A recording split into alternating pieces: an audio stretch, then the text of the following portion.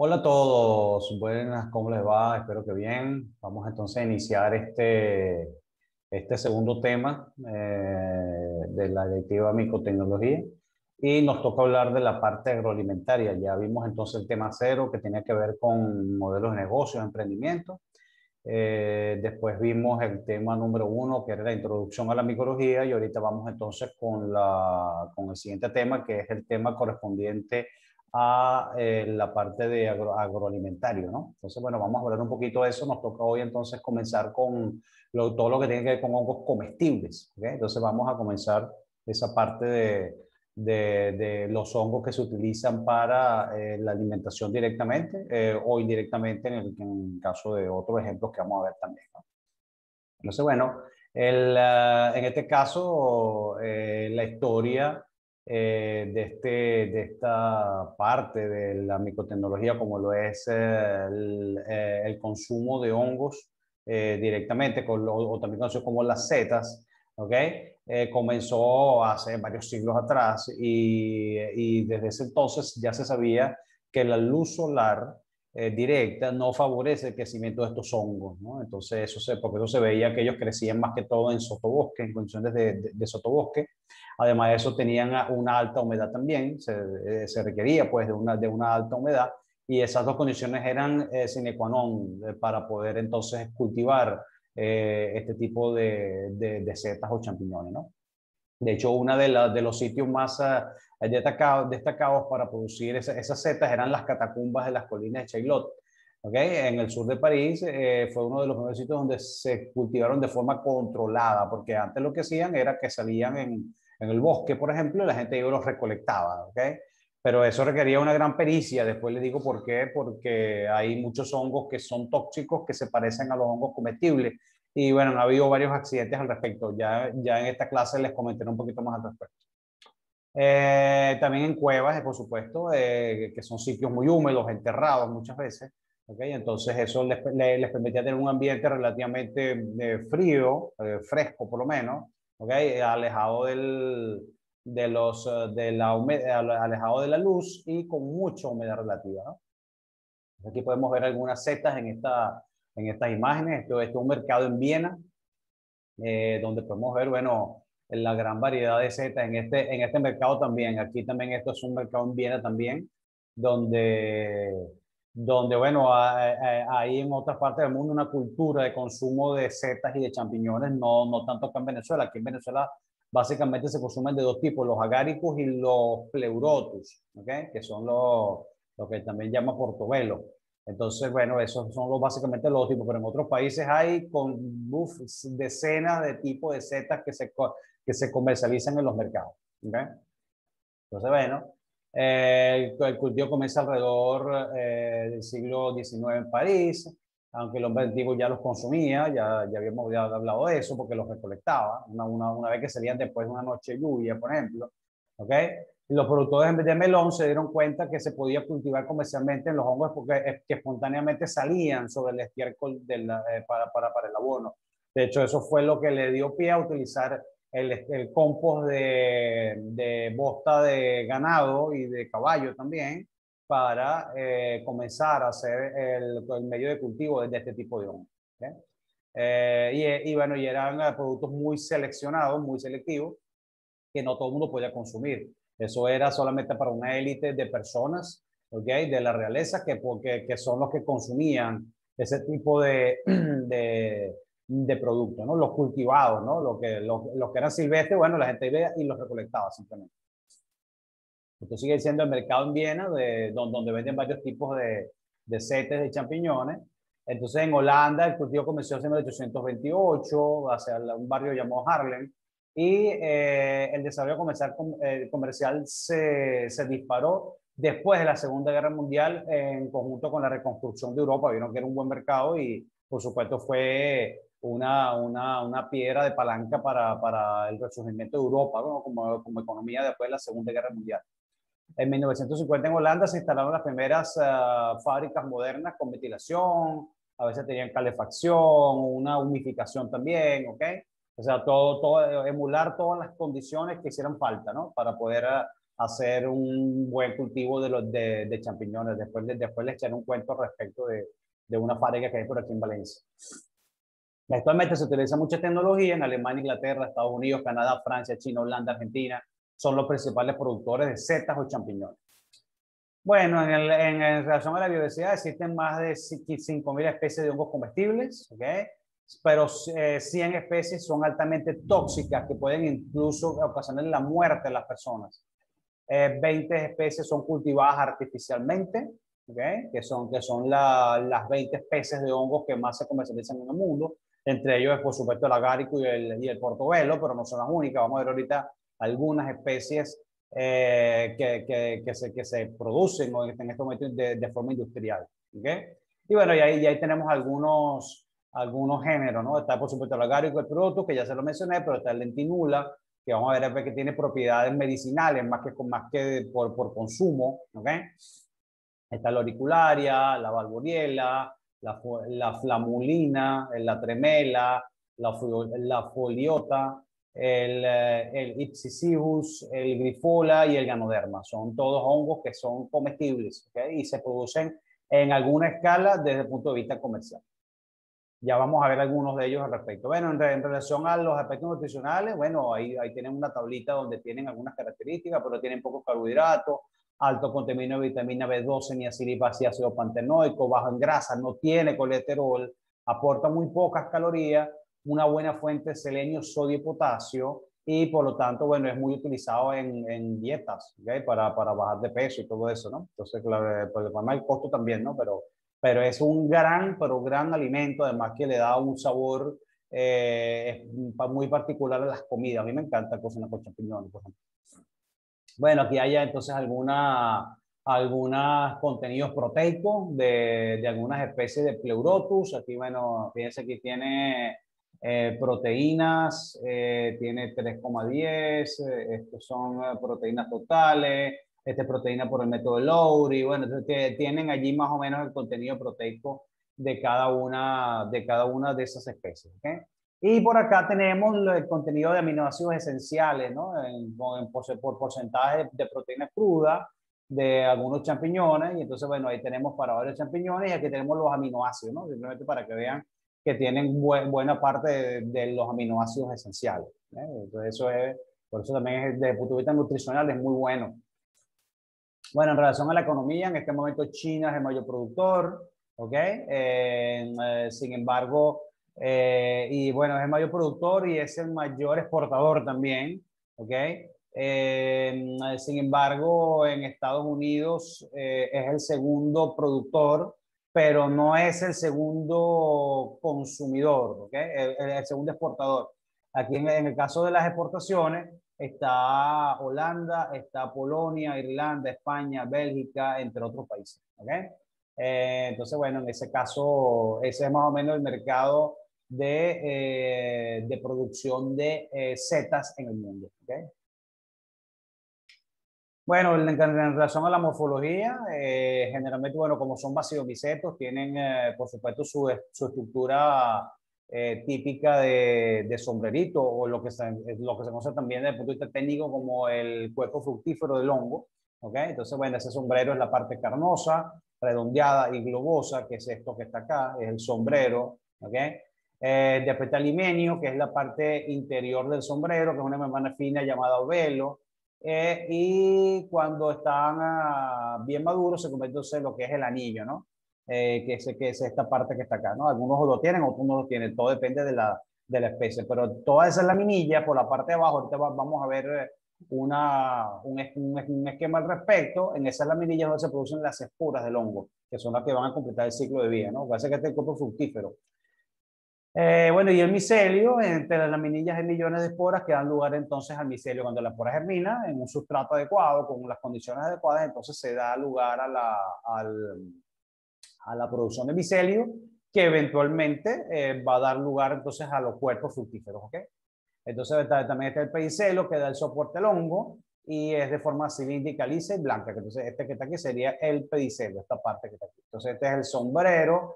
Este es el himenio, ¿okay? Que es la parte de abajo, las laminillas que están por este lado. el micelio, que es lo que sale después de que se germinan las esporas, y el pedicelo, que es lo que le da soporte a el hongo propiamente dicho.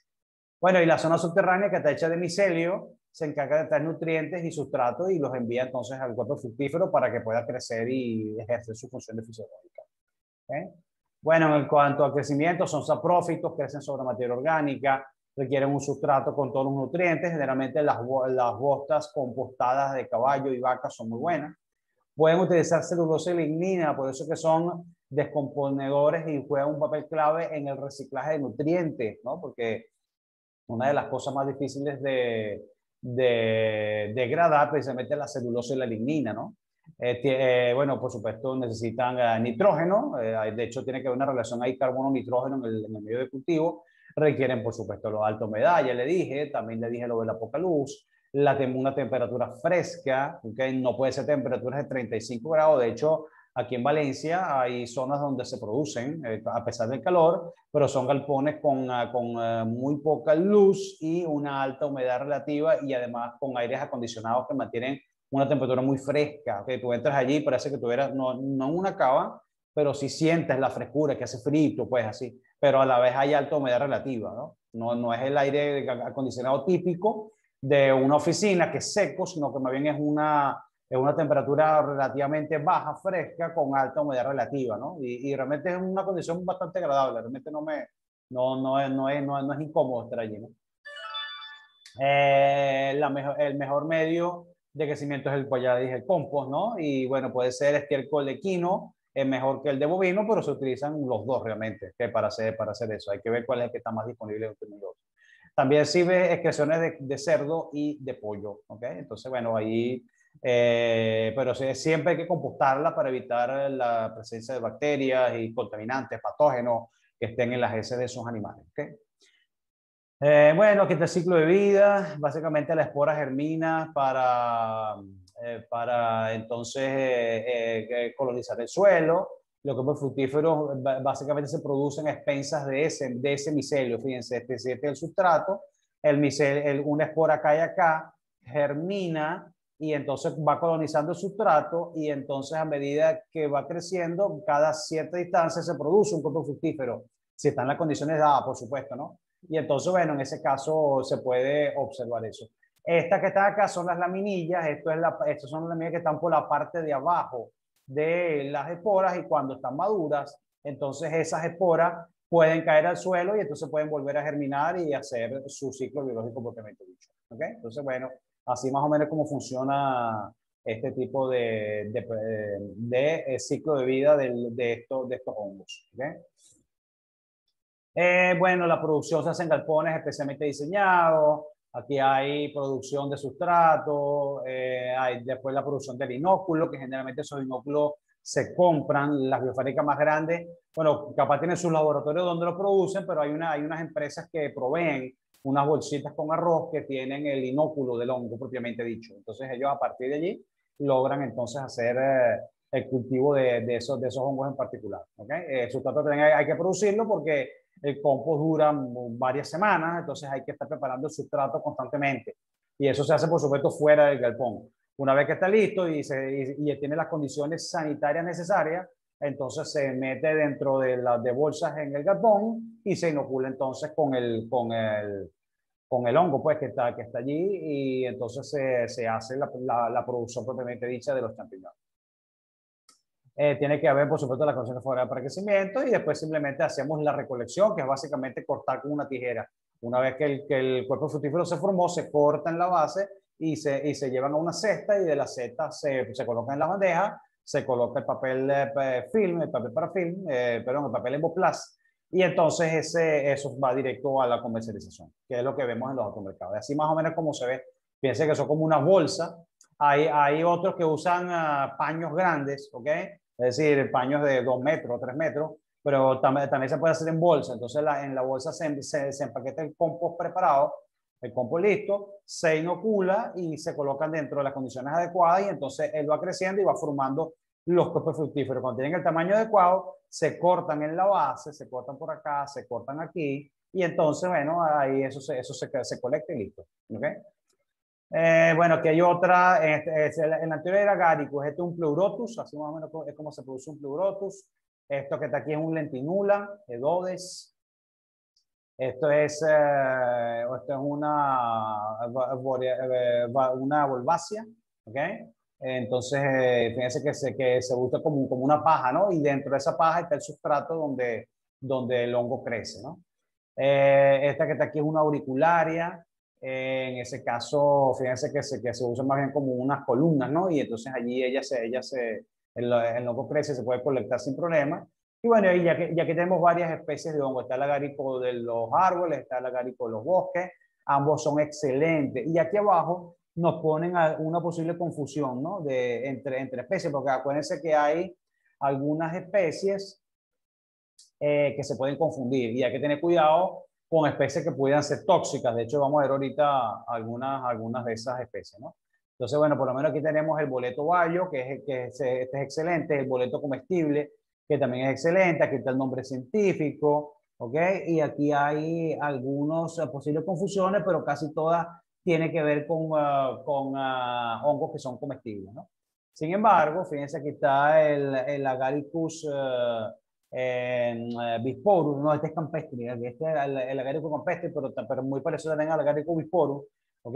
Que es excelente, uno de los hongos más consumidos en el mundo, ¿ok? Y también hay unas posibles confusiones con algunos hongos que son comestibles también, ¿no? Este que está aquí esto es un clitocibe, ¿ok? Que se llama también cantarela común, ¿ok? Entonces ahí tiene también una forma de esos hongos. Este se llama también esto clitocibe amanita, también, ¿ok? También tiene algunas confusiones con algunos hongos comestibles también. Por suerte no son tóxicos, ¿ok? Entonces, pero aquí por lo menos este coprino cabelludo es excelente como hongo comestible, pero fíjense que las posibles confusiones son malos, no son tóxicos, pero sí son hongos que no son buenos desde el punto de vista de la parte gourmet, pues del sabor y la textura que tienen esos hongos. Entonces hay que tener cuidado con eso. Aquí tenemos la cantarela cuerno de la abundancia. Aquí tenemos, bueno, se puede confundir con la cantarela cineros o la cantarela cenicienta, ¿ok? Que también son excelentes y son buenos también desde el punto de vista comestible, ¿no? Aquí están las lactarias con melena, la lactaria deliciosa, ¿ok? Aquí esta lamentablemente es tóxica, ¿ok? No es mortal, pero es tóxica, ¿ok? Pero esta que está acá, fíjense que se parecen de cierta forma, pero esta que está aquí sí es muy buena desde el punto de vista gastronómico. Fíjense que tú te pones a ver y bueno, si no tienes un buen ojo que distinga una con la otra, te puedes estar tomando una seta que puede ser tóxica para tu salud, ¿no? Esta que está aquí, el pleurotu en forma de ostra, excelente, uno de los hongos más vendidos desde el punto de vista gourmet, ¿ok? Desde el punto de vista de la cocina, ¿ok? Esta es la morilla común, ¿ok? Esa también es un excelente hongo a pesar de su apariencia arrugada, es un excelente hongo comestible también. Este que está aquí es el tricoloma portentoso, también es muy bueno, ¿ok? A pesar de que no tiene la apariencia propiamente de un hongo muy, muy bueno, pero fíjense que este se puede confundir con Amanita phalloides, que es este que está acá, y ese hongo es mortal, es tan tóxico que si tú te comes una seta de esa te puedes morir con eso, ¿ok? Entonces hay que tener cuidado con eso. Lo que yo les quería contar, este es el Amanita phalloide, ¿ok? Entonces fíjense que esa amanita tiene tanta toxina que al consumirlo te puede matar. De hecho, en Europa, que se acostumbra mucho a ir por los bosques a recolectar setas, incluso gente que es experta se ha agarrado setas que creen que son comestibles y las llevan a sus casas. Y familias enteras han muerto por estar consumiendo setas que son tóxicas como esta manita faloide. Entonces, por eso siempre recomiendo, bueno, o está muy, muy, muy seguro de lo que estás comiendo, o mejor cómprala en un sitio donde se sepa que eso va a estar bien, pues, ¿ok? Y que estás comiendo el producto que estás buscando. Esta es la manita matamosca. Esta es la casa de los pitufos, ¿se acuerdan? Que es una casa roja con punticos blancos. Bueno, es esa. Entonces, bueno, este es tóxico, esto no se debe consumir, ¿ok? Y este es el paxilo enrollado, este es mortal también, ¿ok? Esa hay que tener mucho cuidado con esa.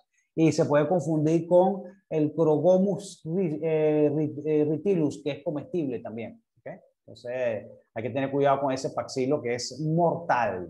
Este que se llama falo impúdico, este no es bueno desde el punto de vista comestible, pero tampoco es tóxico, ¿okay? Entonces se puede comer, pero no tanto porque obviamente la parte gourmet de sabor y textura no es tan buena. Bueno, hay otros hongos que también son comestibles como las trufas. Las trufas se dicen que es uno de los productos desde el punto de vista gastronómico, uno de los productos más costosos, ¿okay? Y ya lo voy a decir porque el problema con estas trufas, primero que su sabor es muy preciado dentro de la gastronomía y además de eso que no hay formas en este momento de producirlo desde el punto de vista comercial industrial. Entonces, por supuesto, solamente lo que se comercializa es gracias a las recolecciones y además esos hongos no afloran en la superficie del suelo, sino que están asociados a raíces de algunas plantas en particular.